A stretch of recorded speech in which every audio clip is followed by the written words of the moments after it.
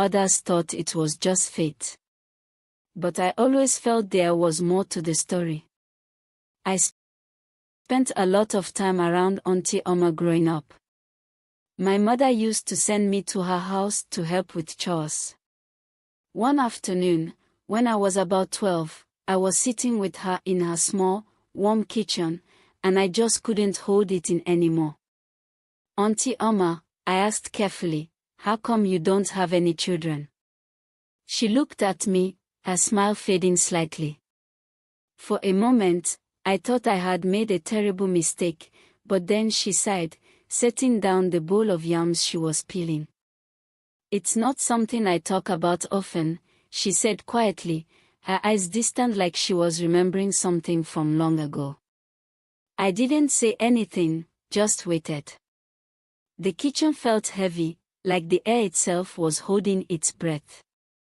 "When I was young," she began, "maybe around your age, I was a stubborn child. You know how children can be, we say things without thinking, without understanding the weight of our words." She paused, and I saw her eyes darken. There was this old woman in the village, Nana Efua. People didn't like her much because she was always telling children to behave, scolding us when we played too loudly near her house.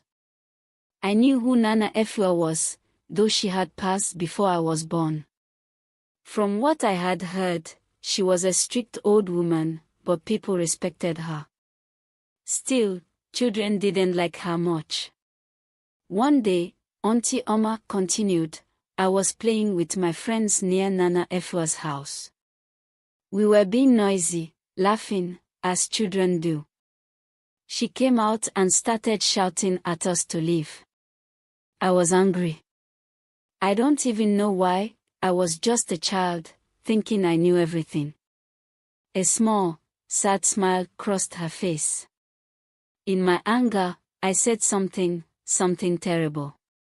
I yelled at her, "If you don't leave us alone, may I never have children, just like you." My heart skipped a beat. I couldn't believe what I was hearing.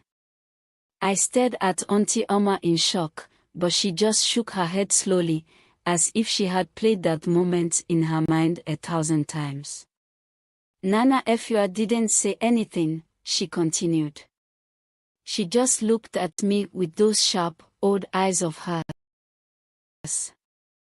And then, without a word, she turned and went back into her house. What happened after that? I asked, my voice barely above a whisper. At the time, nothing, Auntie Oma said softly. Life went on as usual. I didn't think about it again. But then, as I got older, I started noticing things. After I got married, my husband and I tried to have children, but nothing worked. We went to healers, prayed, did everything we could, but still, nothing. She took a deep breath, her eyes glistening with unshed tears. It wasn't until years later, when I was much older, that I realized what I had done. That careless, foolish curse I spoke in my youth, it had come true. The words I said in anger became my reality. I sat there in silence, not knowing what to say. I had heard stories about curses, about how powerful words could be, but this was different. It was real, sitting right in front of me. Why didn't you ask for forgiveness? I finally asked. Auntie Oma smiled sadly. I tried. When I realized what had happened, I went to the village elders, I prayed, I even went to Nana Efua's grave. But some things, once they are set in motion, they can't be undone. The weight of our words hung in the air like a dark cloud. I never looked at Auntie Oma the same way again. She was still kind, still loving, but now, I saw the pain behind her eyes, the regret she carried every day. She had cursed herself unknowingly, and now she was living with the consequences. But that wasn't the end of our story. Over the years, strange things began happening in the village. Women who had once been able to have children suddenly couldn't. It started slowly, one or two here and there. But soon, more and more women began struggling to conceive. People didn't talk about it openly, but everyone knew something was wrong.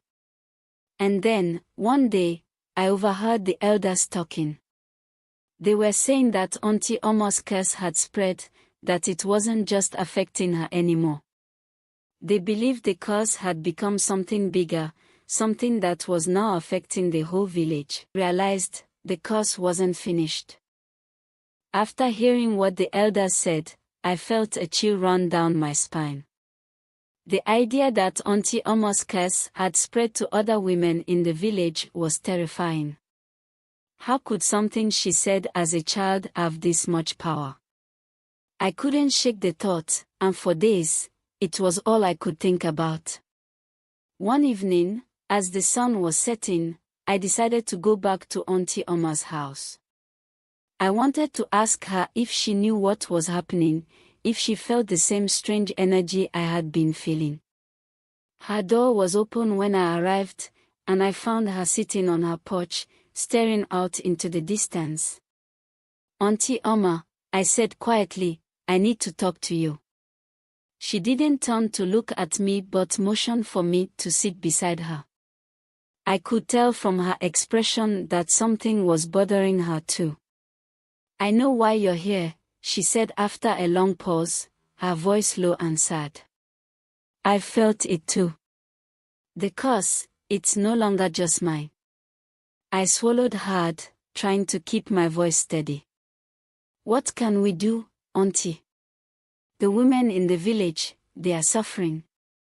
Is there no way to stop it?" For the first time, she looked at me with real fear in her eyes.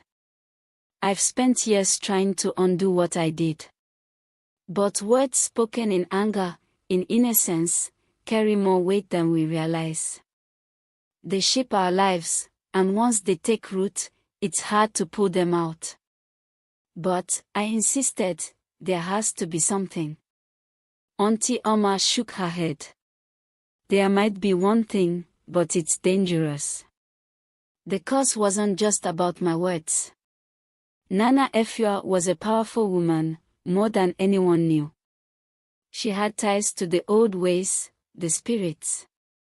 When I cursed myself, I think I unknowingly drew the spirits into it, and now, they are holding on to it. I leaned forward, listening intently. "There's an old shrine deep in the forest," she continued. "It's long abandoned, but the spirits still dwell there. If I go to the shrine, I can try to beg them to lift the curse. But the spirits don't work for free. They always demand something in return." The thought of Auntie Oma going to the shrine sent shivers through me. Everyone in the village knew stories about people who ventured too far into the forest and never came back. The spirits there were known to be unforgiving, their demands sometimes far worse than the curse itself. "I'll go with you," I said suddenly, not entirely sure why. The words just spilled out before I could stop myself. Auntie Oma gave me a sad smile. "No, child. This is my burden. I brought this upon myself, and it's something I have to face alone." I wanted to argue, but I could see the determination in her eyes. This was her fight, and she knew it. The next morning, before the first light of dawn, I watched from the edge of the village as Auntie Oma disappeared into the forest, heading toward the old shrine. No one else knew where she was going, and I didn't dare tell anyone. It felt like a secret that only the spirits should know. Days passed. There was no sign of her. The village grew quieter, the whispers of the curse spreading faster than ever. Some people began to suspect something terrible was happening, but no one knew what. And as time went on, I started to fear the worst, that Auntie Oma had been claimed by the spirits, just like so many others before her. Then, on the 7th day, something strange happened. The wind changed. It blew through the village with an eerie calm, carrying with it a strange scent, like old wood and earth. The air felt thick, heavy, like something was watching us. And then, just as suddenly as it came, the wind died down, and the village fell silent.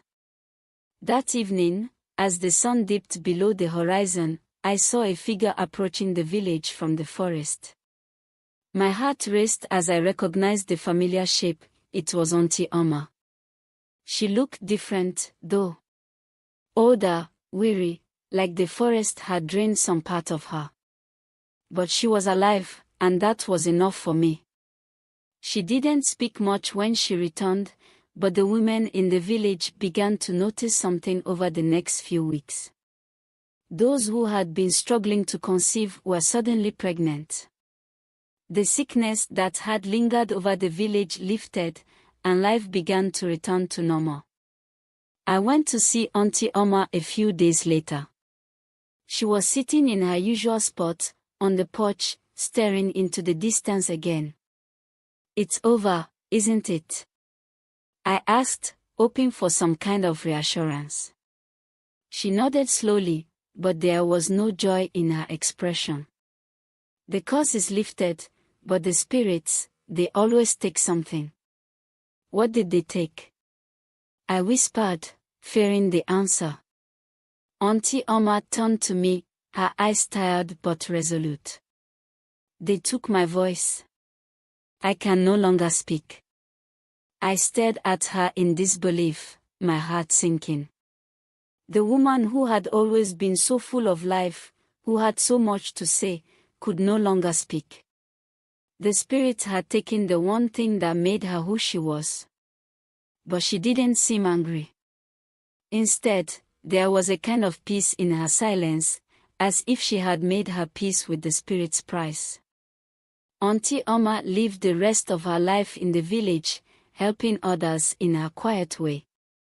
She never had children of her own, but she became a mother to all of us in the village. And though she could no longer speak, her story, her warning, was clear to all of us. Be careful